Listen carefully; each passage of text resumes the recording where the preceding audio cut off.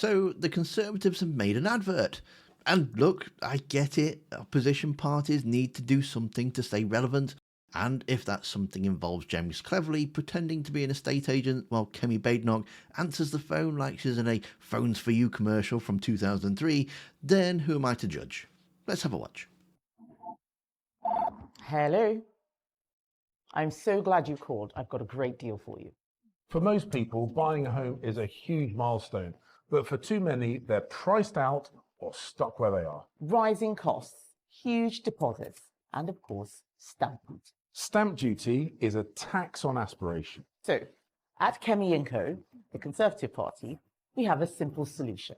Conservatives have a plan to scrap stamp duty on your family home. Saving you thousands. And it's fully costed through our £47 billion savings plan. So we'll help you get moving without piling up more debt. Lower taxes, more people moving home, simple. Conservatives believe moving home shouldn't come with a massive tax bill. So we've got a plan. Scrap stamp duty. Get Britain moving. If you agree with us, send Labour a message at scrap stamp duty. Actually, no, I am going to judge, because this isn't just bad content, it's actually a kind of a magic trick. The ad wants you looking at this shiny stamp duty promise while hoping you don't notice what's written in the small print, pretty much like an estate agent then. And the small print is where it actually gets really ugly. And it's fully costed through our £47 billion savings plan. So we'll help you get moving without piling up more debt. Fully costed. They said with such confidence. Cleverly even does that little lean back in his chair like he's just closed a deal on a 3-bedroom semi.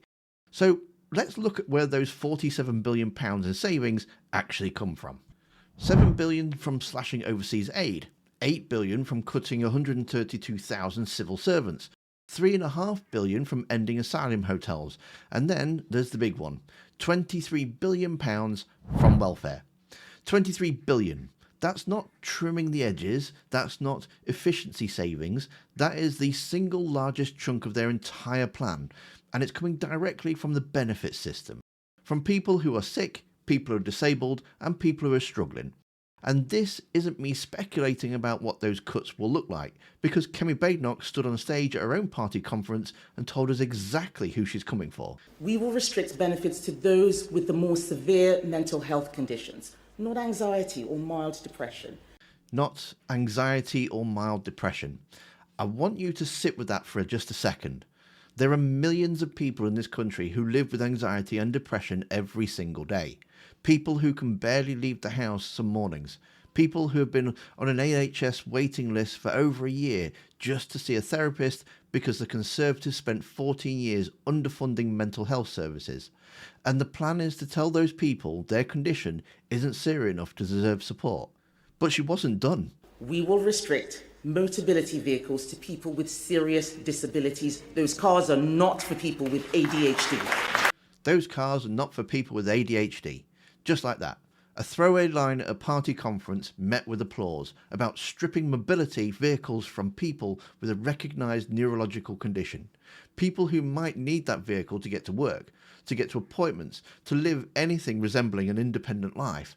And the room applauded. That is what fully costed means. That's what hiding behind a retro font and a fake estate agency and James Cleverly doing his best Staff Lets Flats impression, £23 billion pulled from the people who can least afford to lose it. So who's actually going to benefit from scrapping stamp duty? Because the ad would love you to believe this is about ordinary families trying to get onto the property ladder. It really isn't.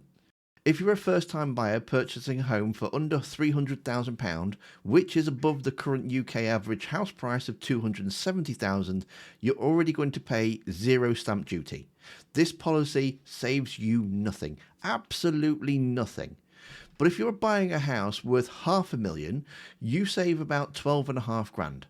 £1 million, over £43,000. £2 million, north of £150,000 in savings. The more expensive your home, the more you benefit. This is a tax cut that scales directly with wealth, and they're funding it by taking mobility cars away from people with ADHD. Now, the Institute for Fiscal Studies estimates scrapping stamp duty on primary residences costs around £4.5 billion a year. So you might be wondering, if the stamp duty cuts cost $4.5 billion, why do they need $47 billion in savings? Because stamp duty is just one item on a shopping list of promises. Scrap business rates, first job bonus, repeal the family farm tax, all funded from the same pot. That pot is mostly welfare cuts that they've never properly broken down. And this is the bit that should really concern you. When the Conservatives left office, they said they would find $12 billion in welfare savings. Now in opposition, zero responsibility for actually delivering any of it, that number has magically doubled to $23 billion. No line-by-line breakdown, no explanation of which benefit cuts get cut by how much, just a bigger number that makes the sums look like they add up. And here's where the picture gets even clearer, because it's not just this advert, this is a pattern. This week, the Conservative Shadow Energy Secretary, Claire Coutinho, was asked repeatedly, plainly directly, whether she would support the government in helping people pay their energy bills if oil prices stay high. Simple question, would you help struggling families? If the oil price does stay high, would you expect and support the government giving cash to people to help pay their energy bills? Well, my first port of call is that we should be structurally making energy cheaper in this country. She dodged it 6 times. Laura Kuenssberg practically begged her for a straight answer. Would you, as the opposition, back the government to step in and help people pay their bills if prices stay high for a long time? Well, I think the first way they could do that is by implementing my cheap power plan. Well, you've made that point. So I'm asking you now the specific question. Would you back helping people pay the cost of their bills if they go high for a long time? The point, I think this is important, is that would help people pay for their bills because it would take 20% off their electricity bills. It just wouldn't cost the taxpayer any money. So before you reach for subsidies, we should be moving the cost of energy as low down as we can. But if the government doesn't do that and people are looking at hefty bill increases landing on their doormat or popping into their inbox from their energy company, would you back the government taking a similar action to what Liz Truss did, spending tens of billions of taxpayers' money because people were just looking at bills that would cripple them? So would you support that? So as we did in government, we would look at all of those options. But I do think it's really important that before we go to the taxpayer... Before we go back to the taxpayer, that's the phrase that she used. When it's a direct help for people who can't afford to heat their homes, it's going back to the taxpayer. When it's scrapping stamp duty for someone buying £1 million house, it's fully costed through savings. Same party, same week, different answers depending on who's asking and who benefits. That's what the Conservatives are selling right now. A glossy advert with a retro filter and a phone that rings telling you that they're going to scrap stamp duty, funded by stripping mobility cars from people with ADHD, funded by cutting benefits for people with anxiety and depression, funded by £23 billion in welfare cuts they can't explain and have never really broken down. The ad ends with a call to action. Send Labour a message to scrapstampyourduty.com, which in itself is probably a stealth email collection site. But the real message is in the small print. And the small print says, we will always look after the people who don't need looking after.